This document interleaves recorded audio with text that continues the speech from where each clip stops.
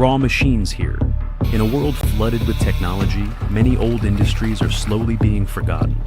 However, in Oregon, a living witness to history is still operating every day. That is the Hull Oaks Lumber Company, America's largest and last steam-powered sawmill.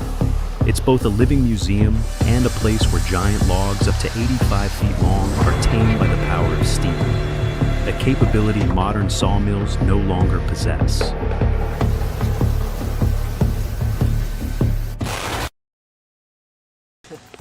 But before we tour the mill, let's begin our story in the pristine forests of the Pacific Northwest, where colossal trees stretch to blanket the sky. Douglas fir, hemlock, and cedar are the dominant species here.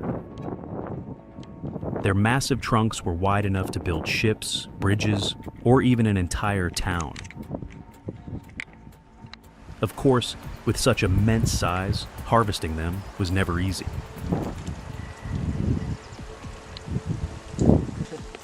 Oh yeah.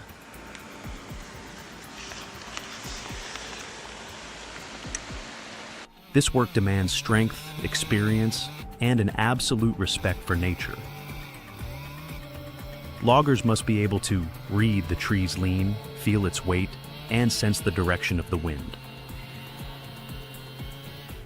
A single small mistake could threaten not only their lives, but also the tranquility of the forest.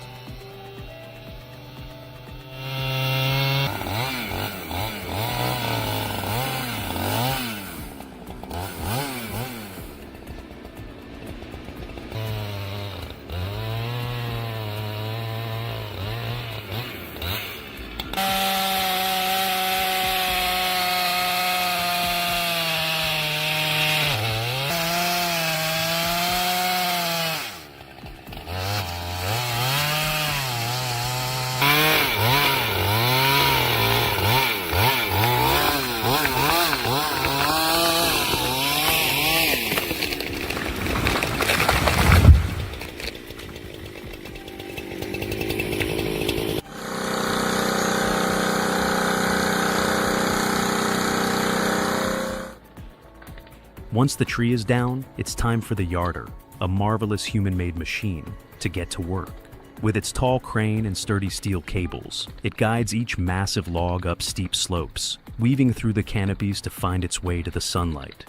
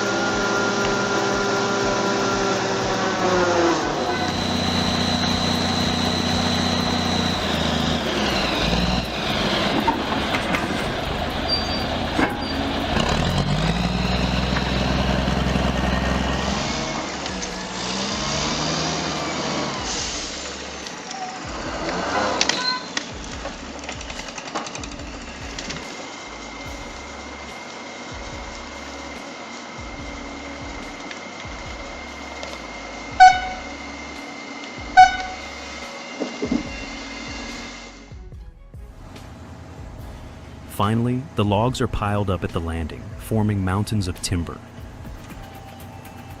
The silence of the forest is now replaced by the roar of Kenworth and Peterbilt trucks.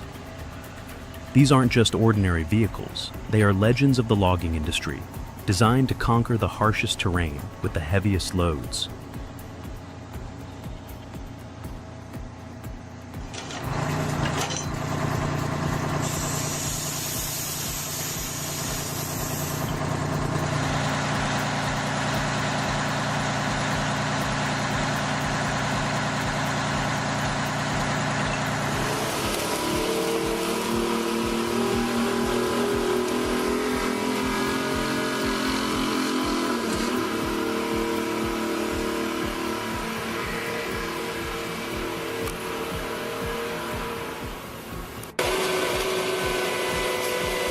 Once the iron chains are tightly secured and the cargo is thoroughly inspected, a new journey begins. The road ahead is winding, muddy, steep, and treacherous. The giant trucks roar as they climb the inclines, hauling a weight of over 80,000 pounds. Drivers have to grip the wheel and race against the clock, because just a moment of carelessness, danger can strike at any time.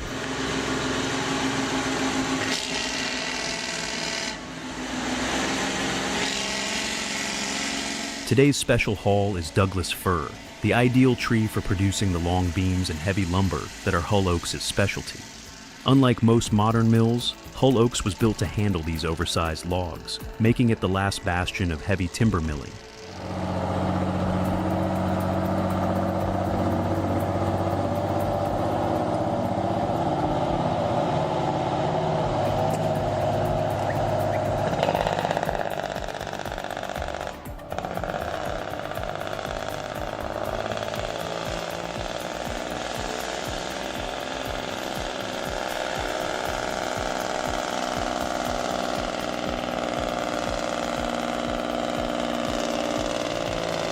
And there it is.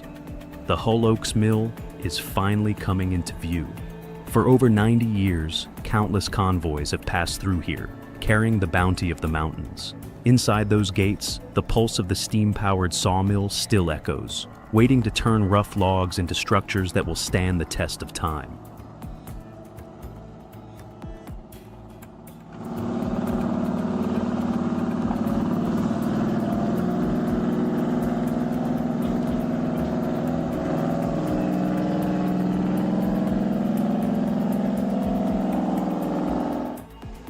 After their difficult journey, the logs don't go straight to the sawmill.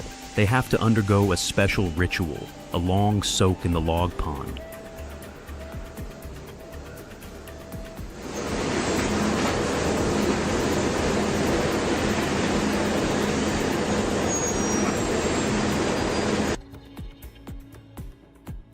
Before us is a vast man-made pond. It's not for recreation, but a giant waiting room, where hundreds of massive logs are stacked and float idly on the water's surface.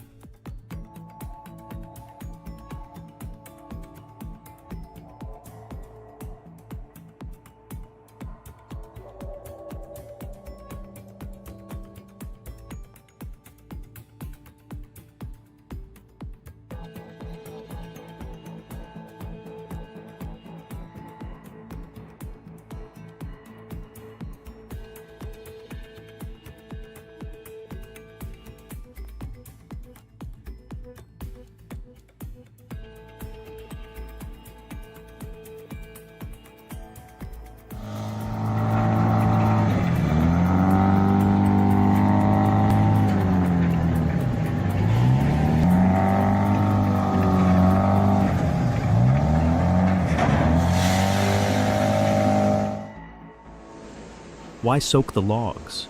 Because once a towering tree is cut down, it begins a silent battle against time. The sap dries, and the wood starts to crack and warp. For Hull Oaks, that's an unacceptable waste. The log pond is the perfect solution. The water keeps the grain soft and slows the drying process, ensuring the saw blades can pass through smoothly and accurately.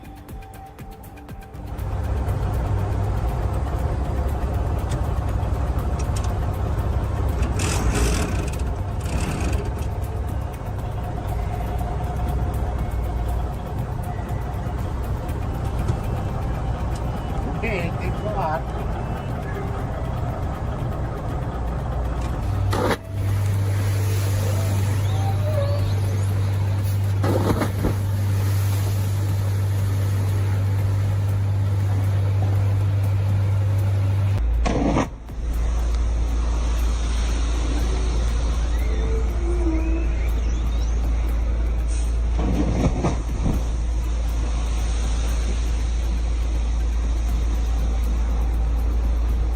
Looking out at the shimmering pond, we see workers with a curious name, pond monkeys. The name may sound funny, but it's a long-standing cultural tradition in the American logging industry. It originated from the sight of old-time loggers nimbly hopping across the floating logs, as agile as monkeys in the forest. Today, for safety, they use motorboats, but the skill and bravery of that tradition remain.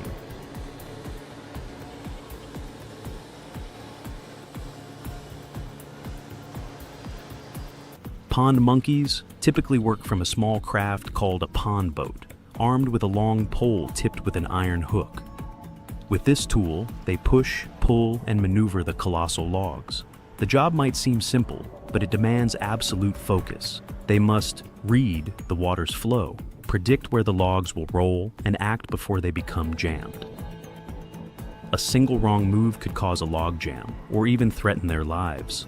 That's why experience is their most valuable asset. A skilled logger knows how to control the entire pond using only water, weight, and momentum, achieving maximum effect with minimal effort. The work of a pond monkey is defined by 3 key tasks. First, they sort and guide the logs by species, size, and priority, moving them toward the hoist. Second, they use their boat or hook to untangle and free up the flow when logs get stuck. And third, they keep the entire pond operating safely, making sure the logs move steadily without creating jams or endangering other workers.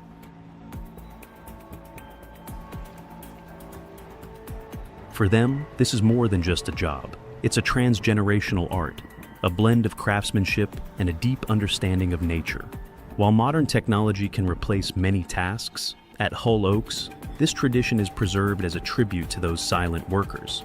They are not merely pond keepers, but the very soul of the log pond, a special highlight of the entire production process. I don't get what he's doing right now. I think he's trying to open up space to move that.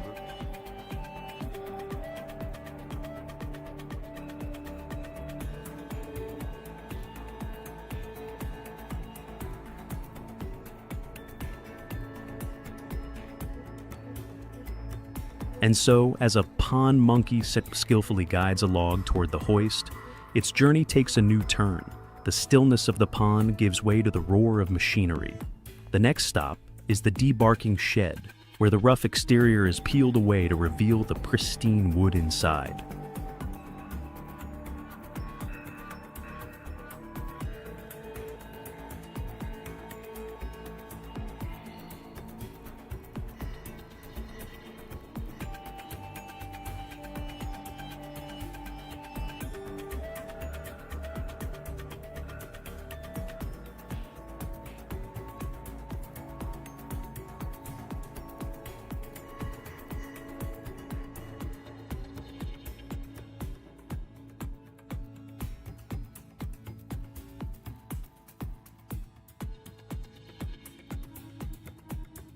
Stripping the bark was once a haunting stage for lumberjacks. Before machinery, they had to use axes and knives to scrape off the bark, a slow and dangerous process.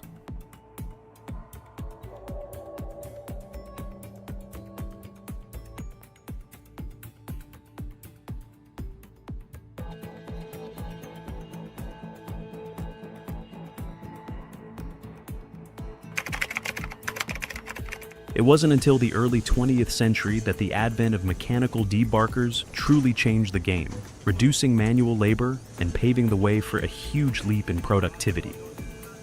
Hull Oaks was an early adopter of this technology in 1937, which allowed it to handle the massive logs of the American Northwest.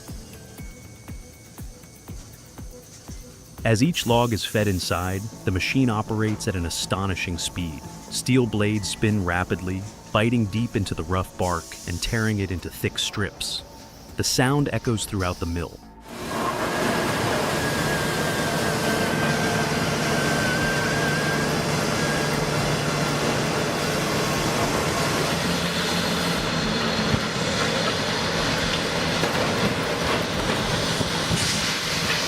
The bark isn't just a rough outer layer, it's also the wood's final protection against forest impurities, dirt, gravel, and grime.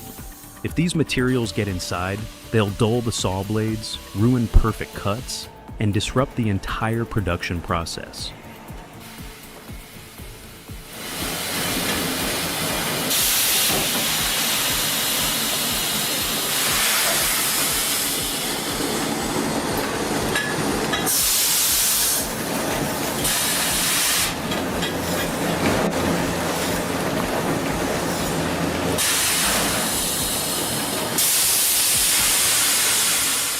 Once the bark is peeled away, the log's true form is revealed. A pale, naked trunk with knots and imperfections gradually exposed. This gives the sawyers the clearest view to make optimal cutting decisions.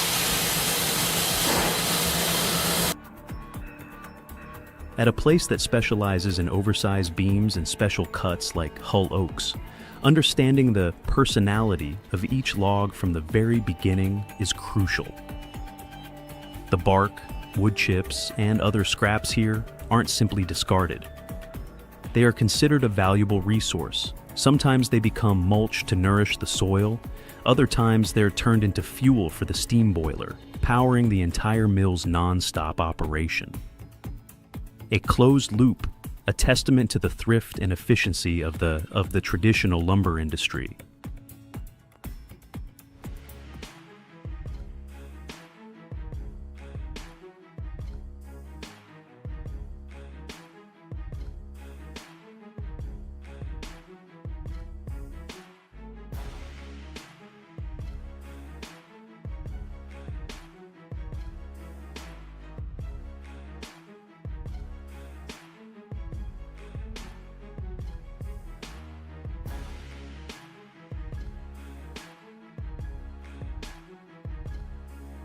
Closed loop, a testament to the thrift and efficiency of the traditional lumber industry.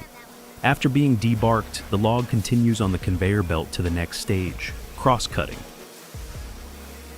Here, a large saw slices the log into shorter sections, a strategic preparatory step to fit the standard size for the head rig and lumber trucks. This is not the final product stage, but rather a crucial strategic preparation step.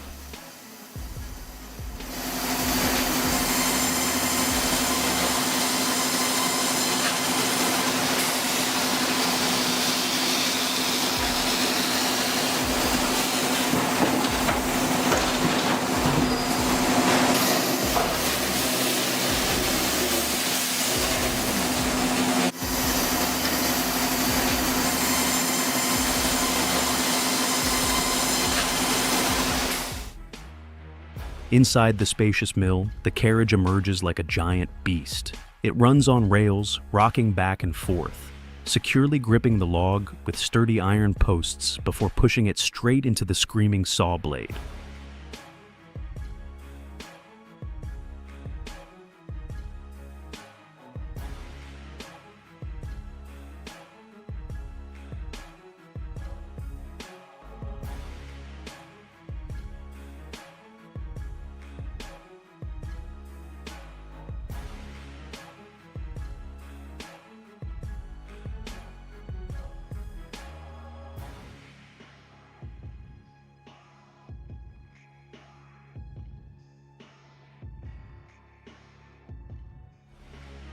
Of course, the machine couldn't operate without the sawyer.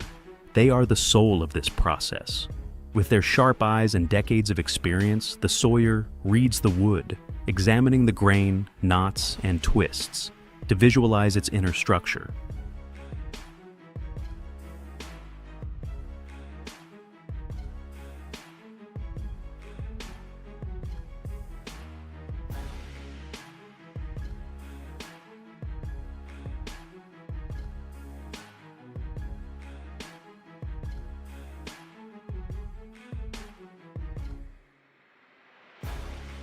Right then, a crucial decision is made. The first cut, known as the face cut, is the key to unlocking the largest, finest boards. One good choice can yield a flawless beam. One wrong move, and tons of timber could be reduced to waste.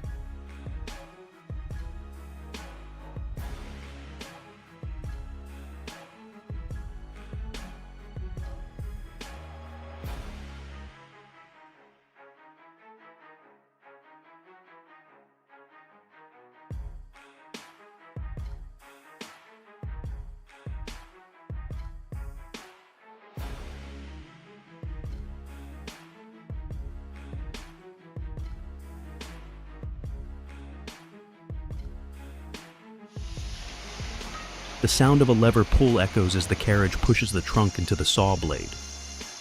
The more than 50-foot long steel band begins to glide continuously over giant wheels.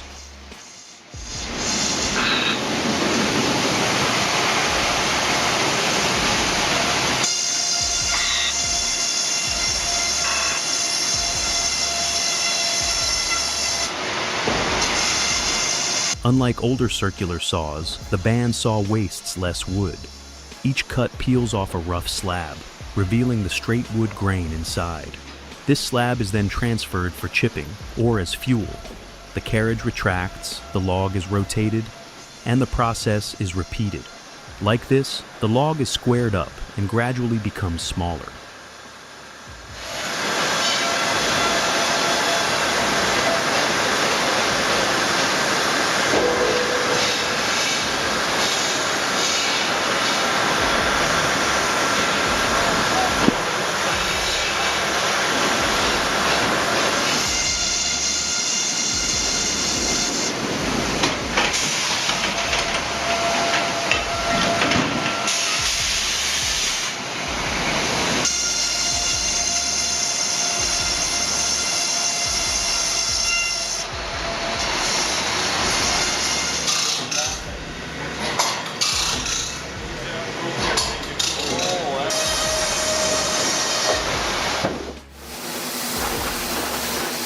After the first cuts, the massive log is transformed into squared-off blocks, known as cants, before rolling down to the bandsaw line.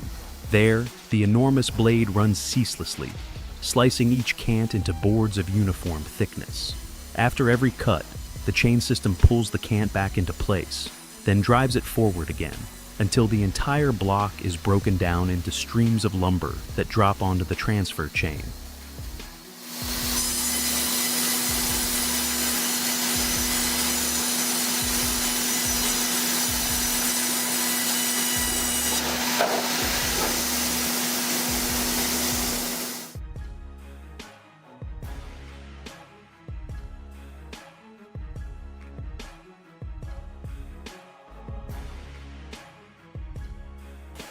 But that's only half the journey.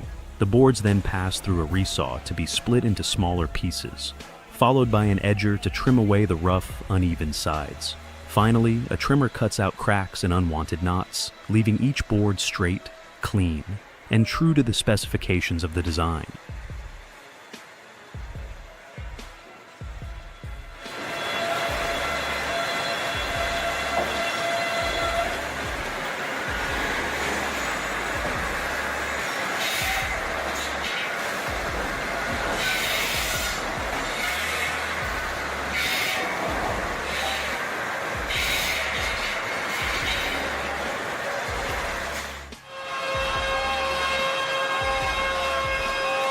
Once the steel dust has settled, the planks move to the cleaning station. Rotating brushes and steel blades gently glide over them, sweeping away any stray fibers and leaving a smooth, polished surface. This may seem like a minor step, but it shows the mill's dedication to precision and thoroughness in every detail.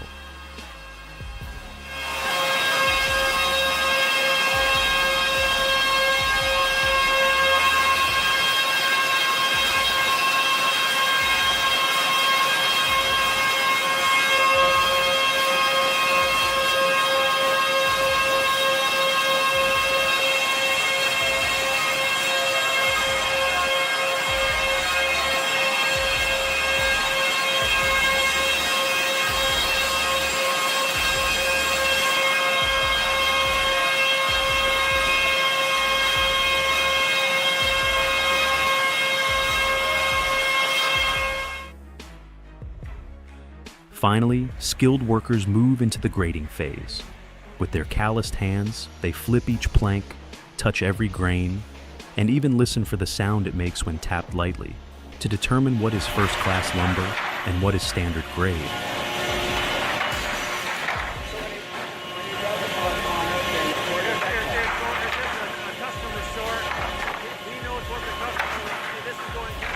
Only products that meet these strict standards are kept, ensuring that Hull Oaks' reputation for quality remains steadfast over time.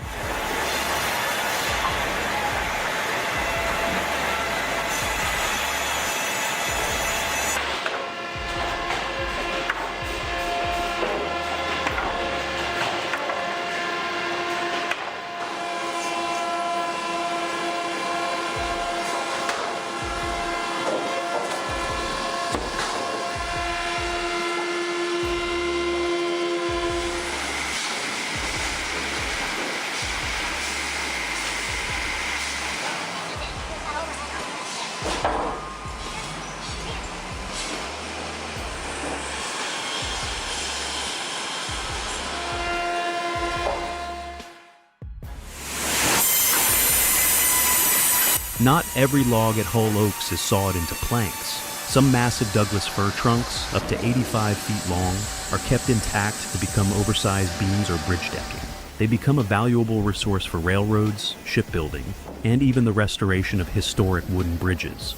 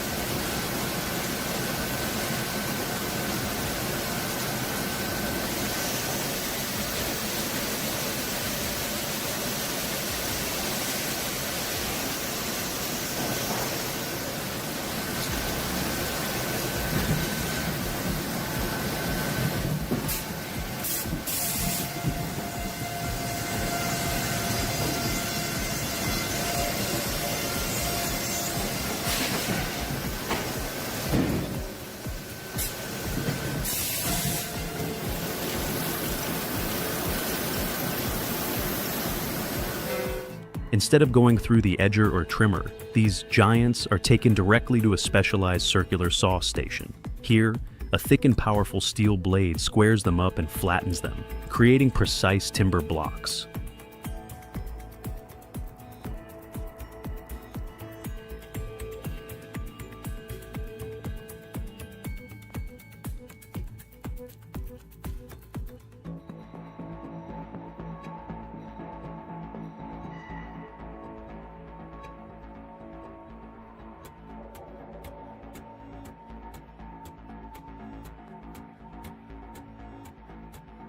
Now comes the most difficult part, moving them.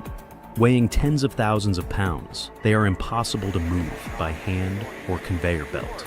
This is where the overhead crane gets to work. It runs on a long rail system that spans the entire mill, lowers a steel cable, hooks onto the timber, and lifts it high into the air.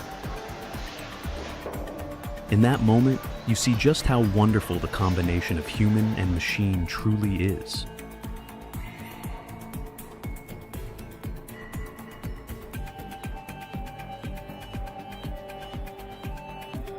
A job that once required the strength of a dozen men is now completed easily and quickly with a single pull of a lever. It's more than just a technological advancement. It's a story of human perseverance and ingenuity in the journey to harness nature to serve life.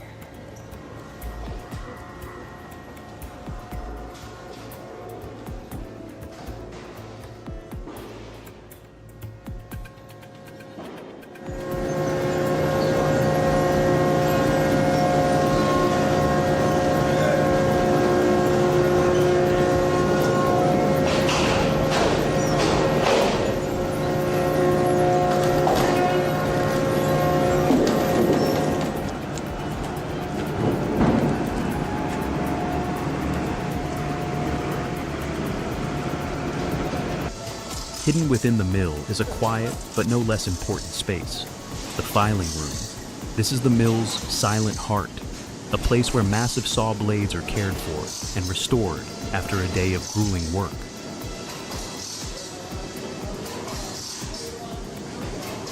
Step inside the filing room and you'll immediately feel the different atmosphere. Gone is the deafening roar of the steam engine, replaced by the steady rasping sound of metal on metal, like the sound of the wind. The smell of fresh sap gives way to the scent of hot steel, mingling with the rich aroma of machine oil.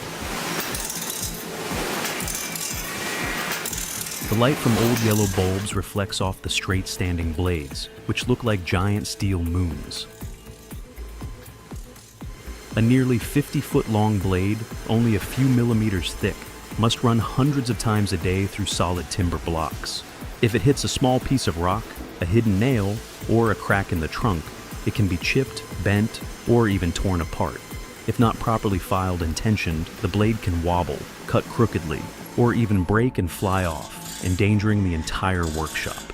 That's why keeping the blade sharp, straight, and balanced is of the utmost importance. The The sharpening process begins with a specialized grinding machine, where each tooth is sharpened to perfection. Then, a milling machine adjusts the cutting angle, the depth of the gullet, the curve between the teeth, and ensures absolute uniformity across the entire saw band. Thanks to this precision, each tooth bites into the wood with the same force, preventing the planks from becoming uneven or flawed.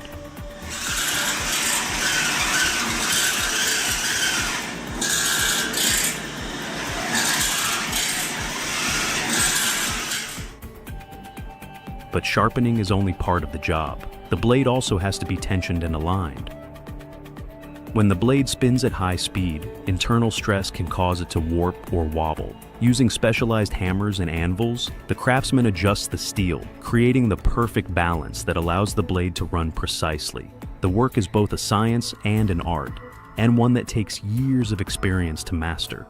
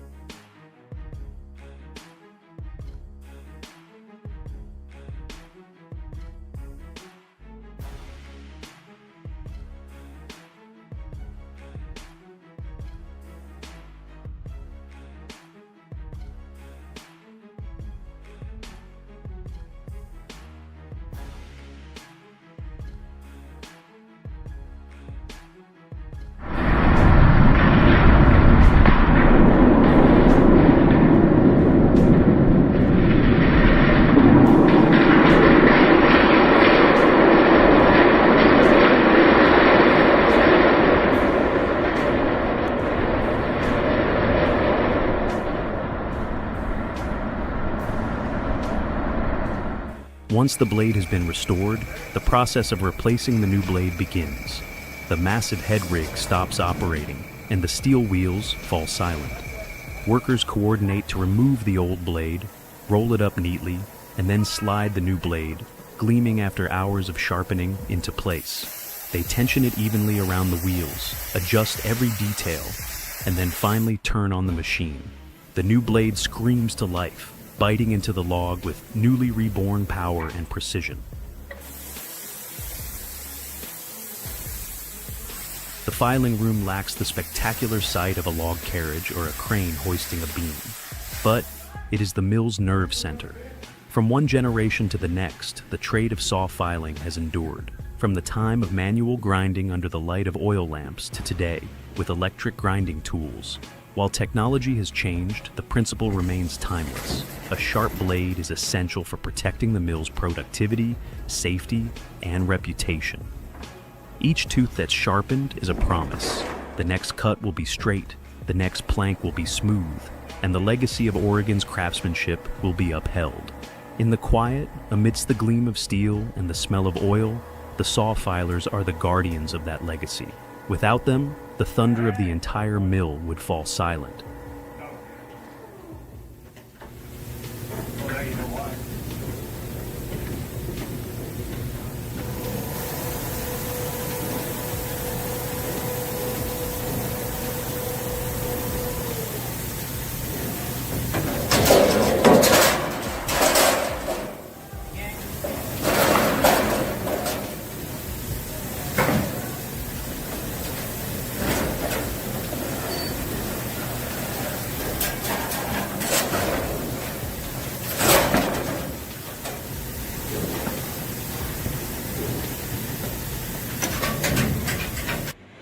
After all the complex stages, the finished lumber products are stacked neatly, They are ready for their new journey, destined for construction sites, furniture workshops, and factories all across America.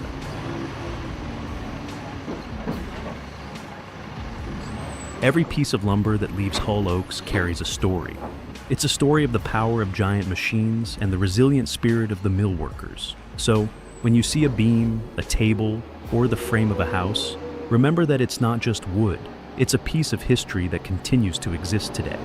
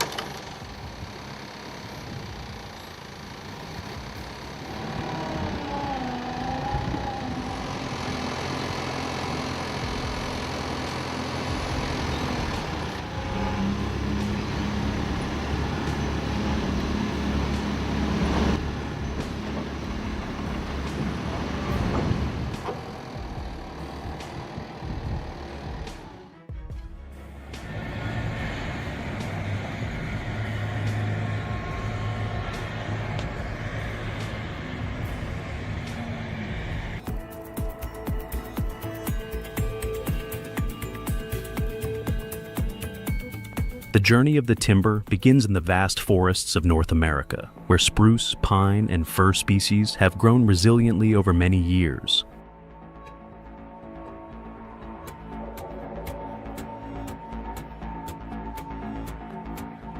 Loggers appear not as conquerors, but as artisans. They are fully equipped with protective gear and modern chainsaws, yet the most important factor remains experience.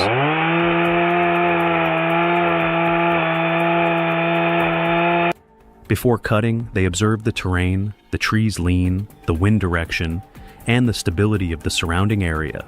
A wrong decision not only endangers people, but also leaves a permanent scar on the ecological structure.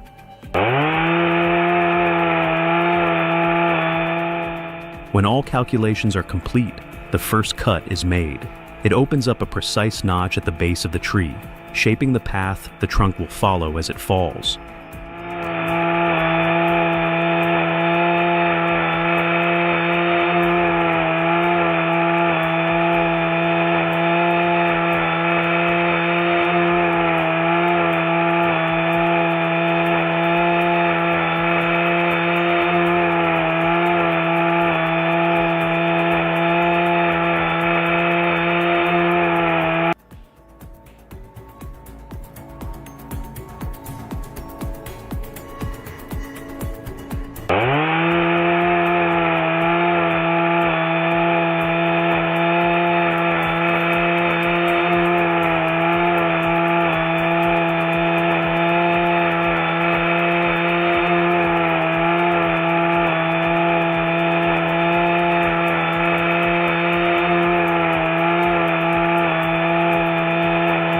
The final cut, deeper and more decisive, completes the process.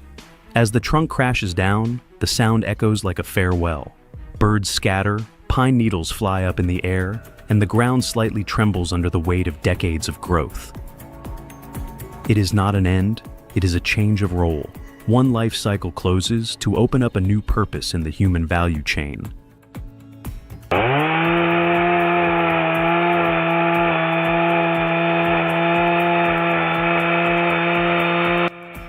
Not a single part of the tree is wasted.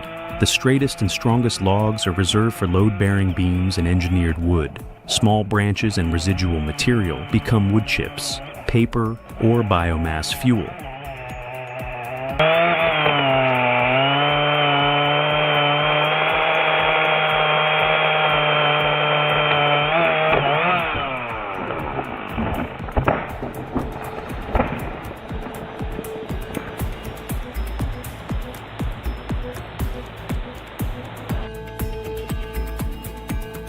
At this stage, the loggers complete their role.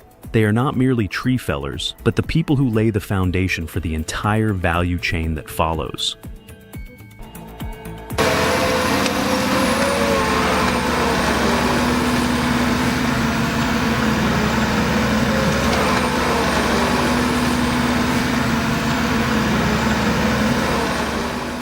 Now, the wood's journey will be handed over to giant transportation machines, ready to move the wood out of the deep forest and into the world of technology and steel.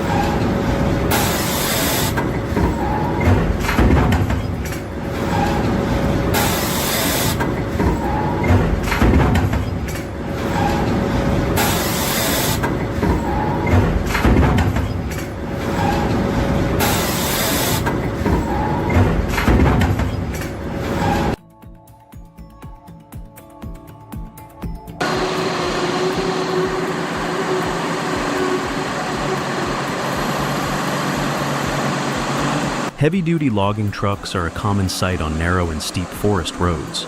Among them, the Pacific P-16 is a familiar icon of the North American forestry industry.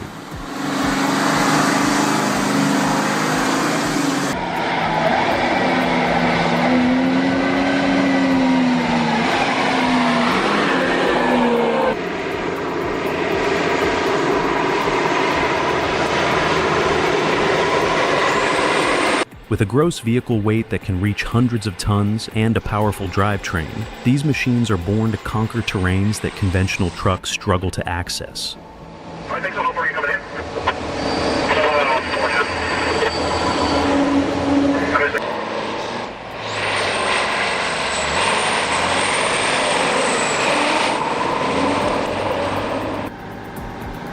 The transportation journey is anything but simple.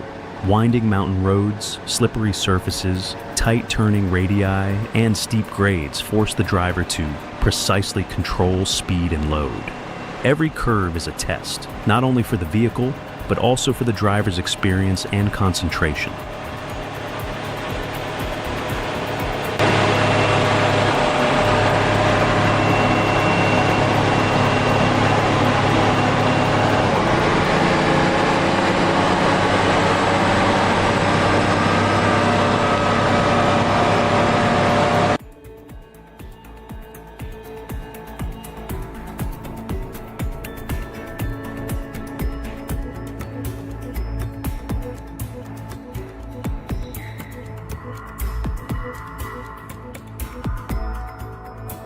The final destination of this journey is the West Fraser LVL production plant in Sutherland, Oregon. Here, wood is no longer viewed as individual logs, but becomes a strategic raw material for modern construction. Now, let's move deeper to see what makes this factory so special.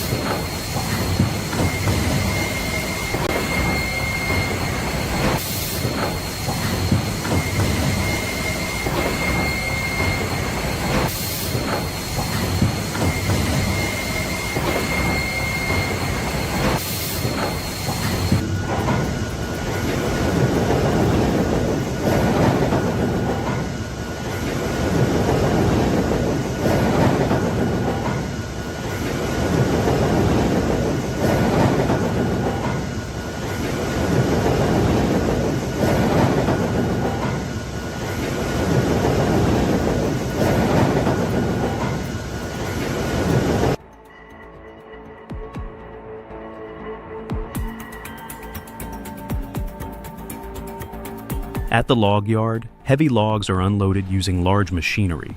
Afterwards, the debarker cleans the bark layer off the log.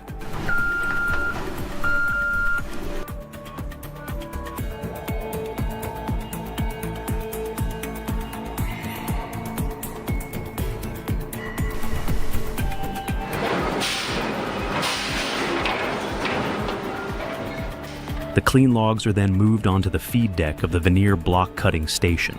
A gigantic sharp saw blade slides through, cutting the trees into several uniform blocks.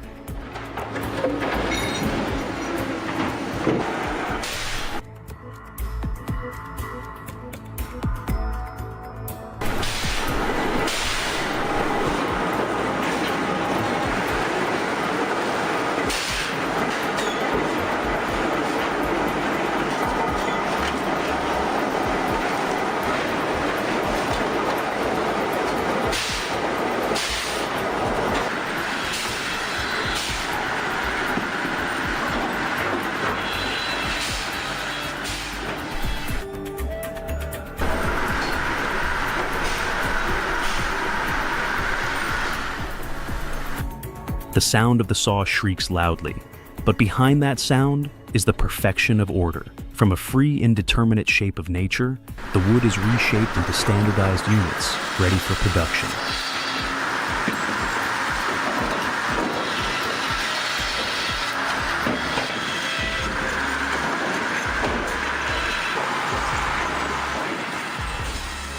The cutting station may not be the most showy part, but it is where the foundation for the entire process is laid. In 2014 alone, West Fraser processed over 213,000 cubic meters of wood, producing nearly 1.9 million 8-foot veneer units. Those numbers are enough to speak to the efficiency and power of this initial stage.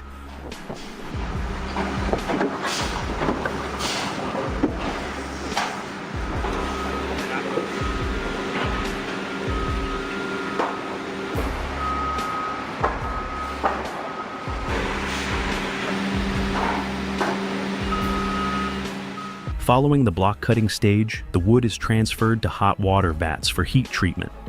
Under the effect of steam and high temperature, the wood fibers become softer and more flexible, facilitating the veneer peeling process.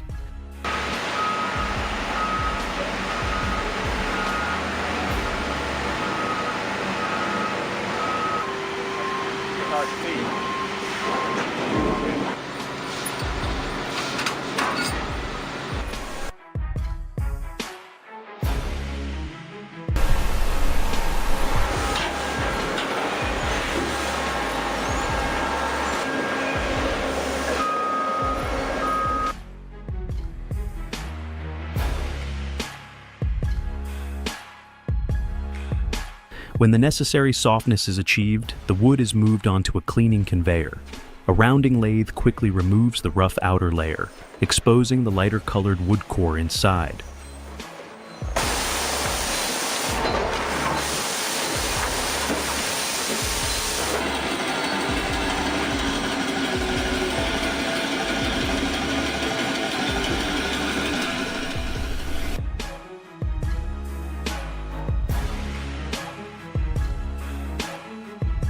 In the next step, a spindleless veneer lathe continuously rotates the wood block, producing a continuous thin veneer ribbon approximately 1 8-inch thick.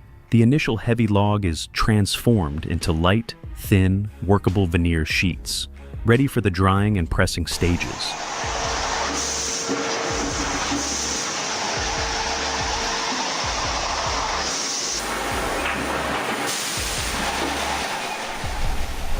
That is the value that technology brings.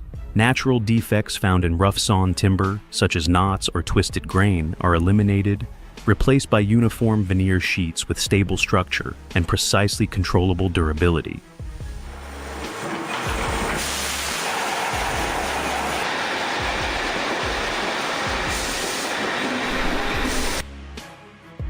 The long, thin veneer sheets, after being peeled, cannot be immediately used for LVL production. They need to undergo cutting and sorting before continuing their journey. The automated cutting system works with high precision, dividing the veneer into standard 4 or 8 foot sizes. The requirements at this step are very strict. The surface must be flat, the edges must be straight, and the dimensions must be uniform to ensure that when layered, the sheets fit together perfectly.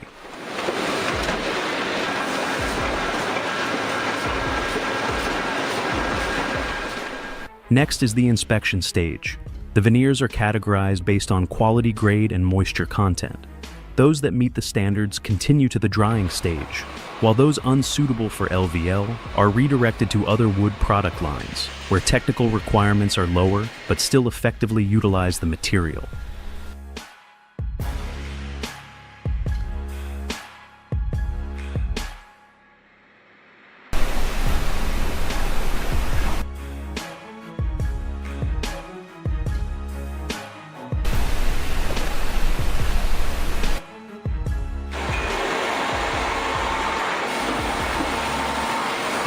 A notable aspect is how the factory handles the residual waste. Log cores, after peeling, the cores are chipped or reprocessed to supply other facilities. Wood chips, yar splinters. The chips generated during cutting and peeling are sent to pulp mills, where they become raw material for the paper and packaging industry.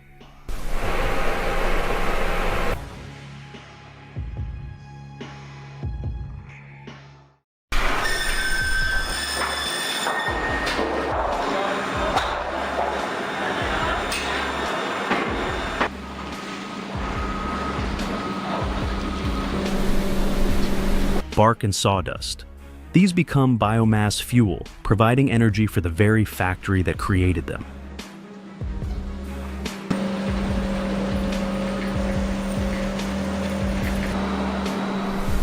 It is a closed loop where every wood fiber is valued. When a tree is harvested, its value is not lost.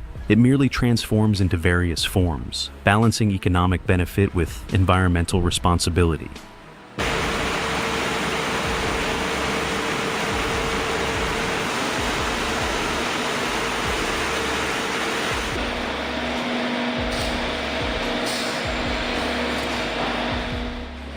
Despite being carefully cut and sorted, the veneers still retain the moisture of the deep forest. If they remain in that state, they will warp, shrink, or crack when subjected to gluing pressure. Therefore, drying becomes an unavoidable challenge on the path to becoming LVL.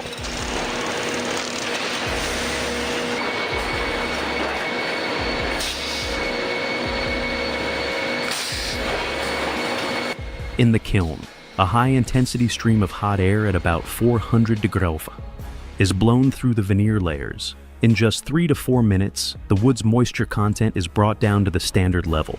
The roaring wind, scorching heat, and faint smell of resin create a harsh but sacred working environment.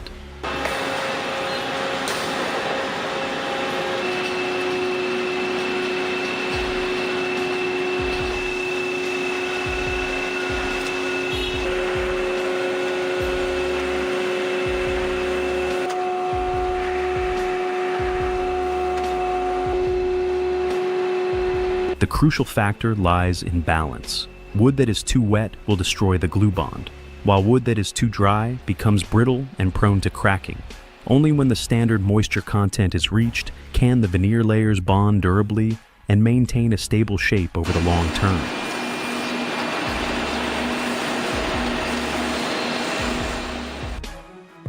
Having passed the drying stage, the veneers have completed a vital preparatory step before entering the pressing phase, where the true value of LVL is formed.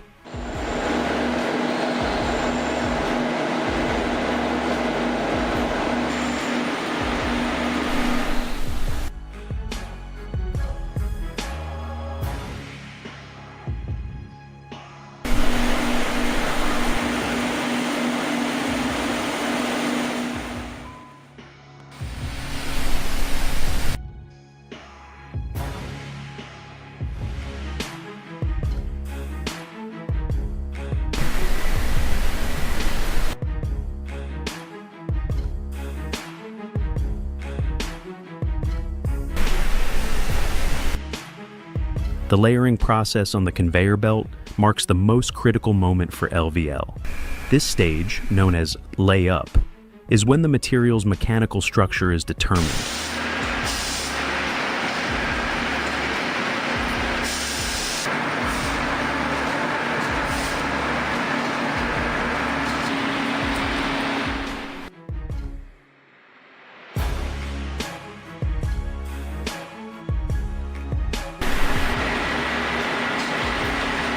Ultra-durable adhesive is uniformly applied to each wood surface. Unlike natural timber, which is often unpredictably strong or weak, here, every wood grain is arranged in parallel. When all grains face the same direction, they no longer compete but become a unified collective, reinforcing and sharing the load together.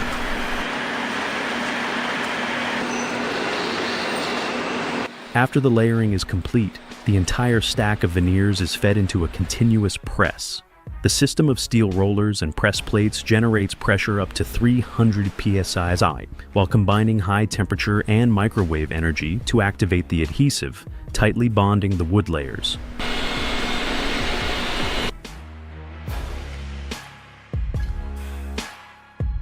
The resulting products are LVL billets up to 60 feet long, tens of layers thick, and weighing tons. But the miracle is not in the size, but in the uniformity. No knots, no cracks, no deformation, only strength controlled by technology, no longer dependent on the randomness of nature.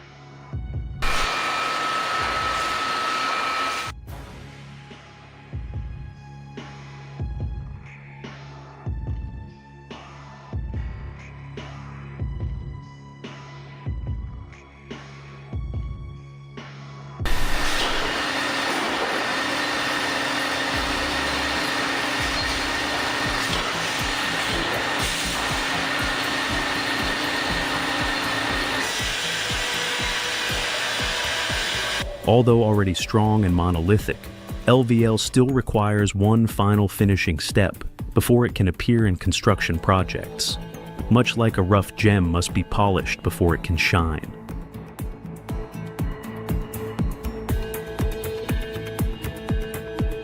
The LVL billets are cut according to the required dimensions of each specific project.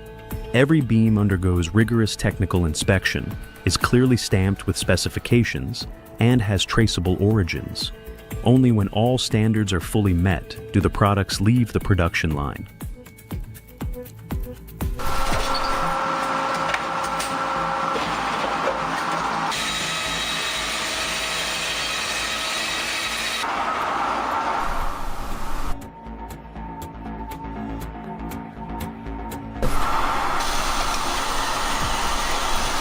Finally, when all stages are complete, the LVL is bundled into lots, loaded onto trucks, and sent on its way. Half heads to Canada, the other half to the United States. Then, in thousands of construction projects, they appear in places few people notice, silently resting above door frames, serving as sturdy beams, quietly supporting the spaces where people work and live.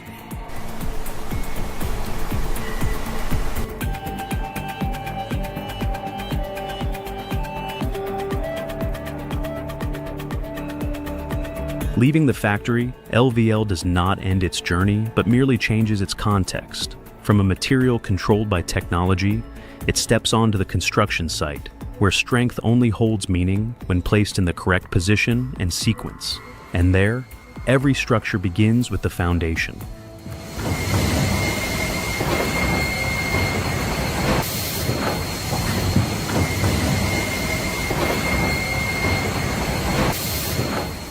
Before the first timber plank is laid down, the foundation must achieve absolute precision. Whether it's a frame subfloor or a concrete foundation, the first course of timber is always placed on a sill gasket to protect against moisture and ensure the airtightness of the entire structure.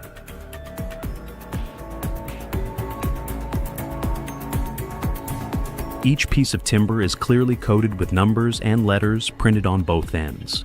The construction crew reads the code from the outside in, left to right. This symbol identifies the wall location, the timber course, and the order of the plank, all accurately reflected on the design blueprints, which helps the erection process proceed systematically.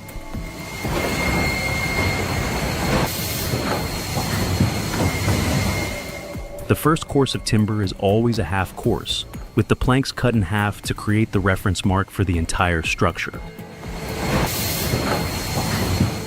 If installed on a framed subfloor, these planks are fixed using dowels provided with the material package. If installed on a concrete foundation, the construction crew drills holes into the timber and uses standard anchor bolts to secure them firmly.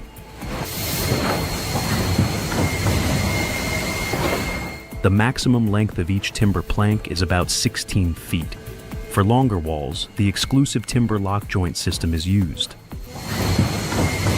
This is a self-tightening mechanism based on gravity and geometry, not a complicated connection. When joined, the connection virtually disappears. In just a few seconds, a seamless wall has been formed.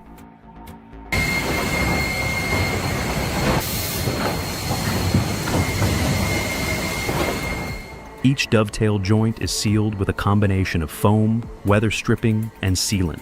3 layers of protection are simultaneously formed, against water, against air, and to limit heat loss. The sealant must be applied neatly to the edge, not overflowing nor recessed too deeply. After placing the seal, the next course of timber is laid and secured with dowels or screws. The screws are driven in at an angle, perpendicular to the dovetail joint, and slightly recessed to allow for the natural settling of the wood over time.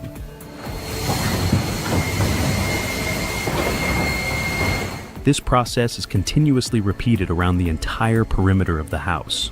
No joint is overlooked, whether it's a full course or a half course with a lock. The result is an airtight structure, which significantly reduces heating and cooling costs and eliminates drafts.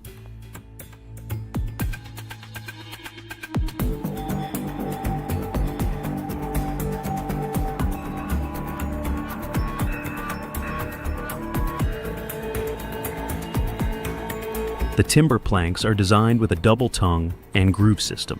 The tongue uses a butyl gasket with a paper liner, while the groove uses a single foam gasket. During construction, the paper liner should only be peeled off immediately before placing the timber course, and waste must be managed neatly to ensure site safety.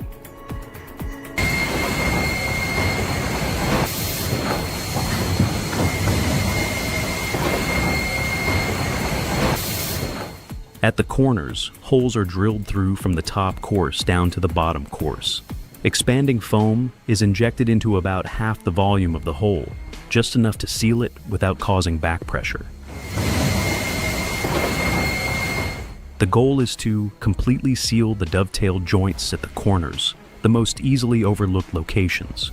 No timber course is allowed to lack a sealing layer. The continuity here determines the long-term durability of the entire structure.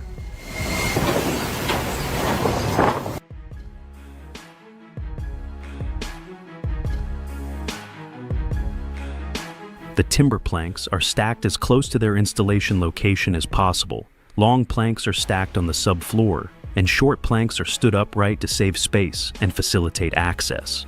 When a slight tap is needed to lock the joints, the construction crew always uses a block or scrap wood, avoiding damage to the surface.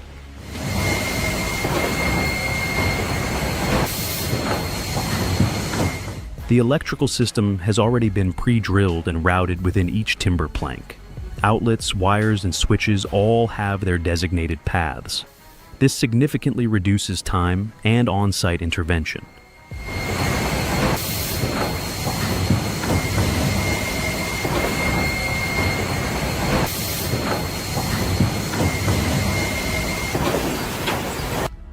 Most walls can be erected by hand, but as the walls grow higher, the weight and length of the timber planks become a challenge. At this point, sturdy ladders and scaffolding are mandatory, and working as a team becomes a safety rule. Multiple people lifting a timber plank is not only faster, but also safer. This is the clearest moment that shows the house is not built by an individual.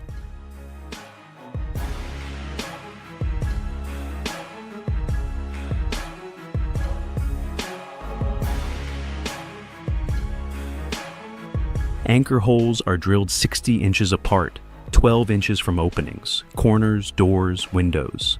The top log is smoothed by removing the tongue and groove to create a flat base for the beams or trusses.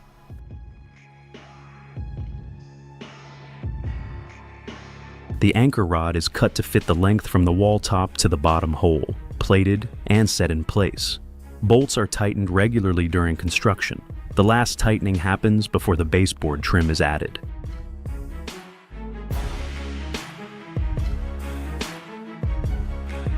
The spring compression system involves compressing the rubber by about 2 inches. This holds the structure tight while still letting the wood settle seasonally.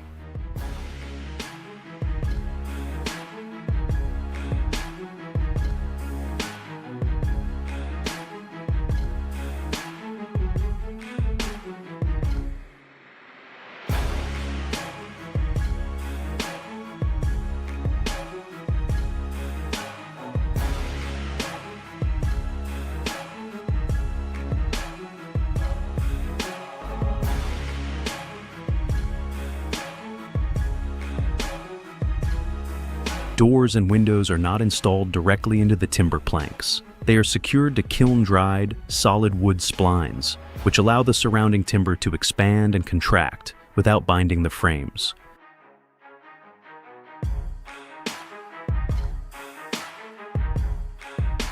The splines are recessed inwards by about 1 to 2 inches. The window door openings are pre-milled at the factory. The final cutting is only performed after the wall is complete and the through bolts have been tightened.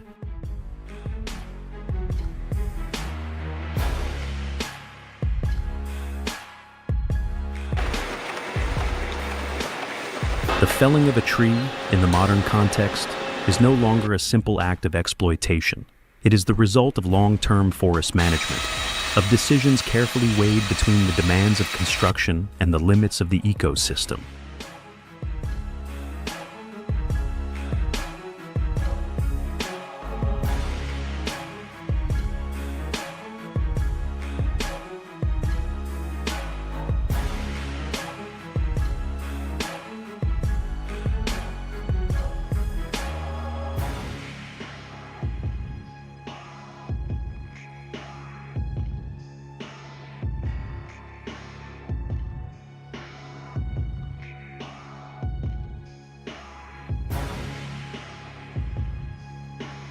When timber leaves the forest, it enters the world of mechanics and transport. The treacherous forest roads, the trucks weighing hundreds of tons, and the machinery that has served for decades all reveal a simple truth. For natural materials to be present in modern life, a great deal of unseen effort is required behind the scenes.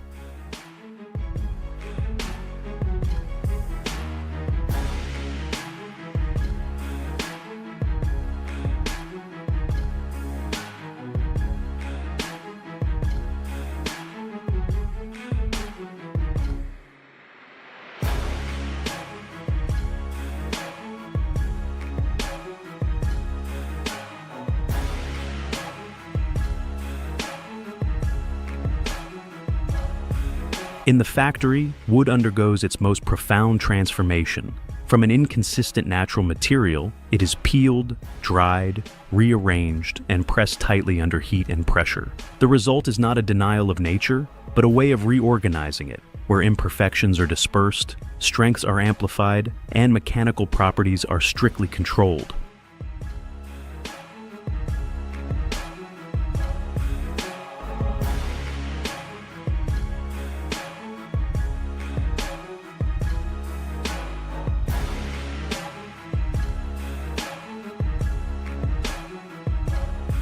However, technology is not the endpoint. When engineered timber members are brought to the construction site, the story returns to people. Erection is not just assembling components according to blueprints. It is a process of understanding the material, respecting tolerances, and accepting that wood remains a living entity, expanding, settling, and reacting to the environment in its own way.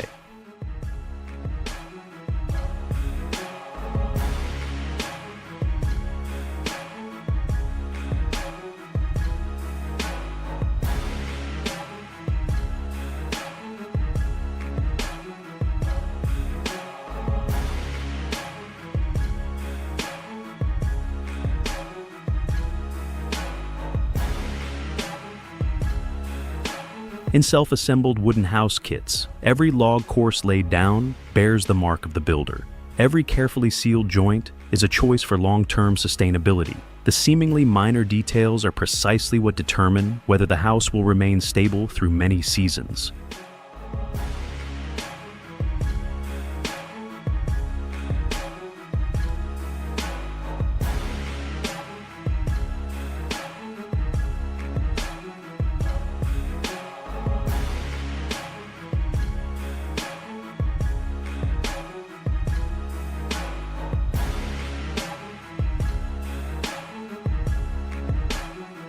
This film does not say that technology replaces nature. It shows the opposite.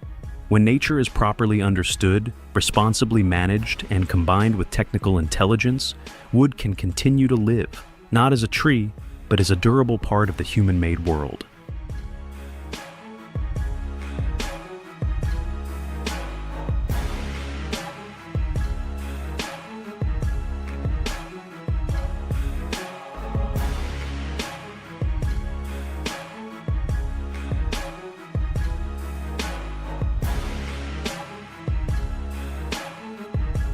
In every wooden house, the memory of the forest still remains. And in every building decision today, there is a question for tomorrow. How do we choose to use resources so that they not only serve the present, but are also worthy of the future?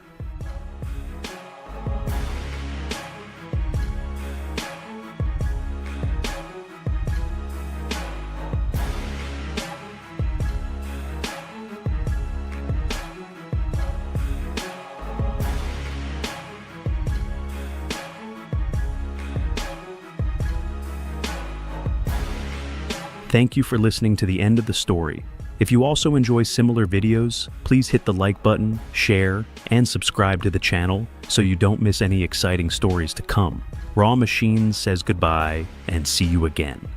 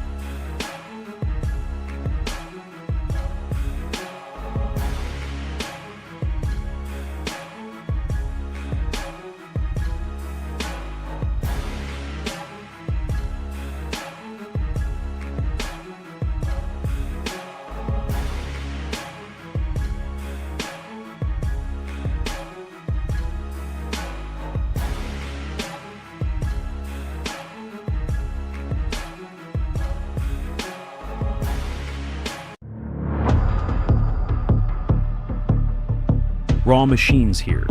In a world flooded with technology, many old industries are slowly being forgotten. However, in Oregon, a living witness to history is still operating every day. That is the Hull Oaks Lumber Company, America's largest and last steam-powered sawmill. It's both a living museum and a place where giant logs up to 85 feet long are tamed by the power of steam, a capability modern sawmills no longer possess.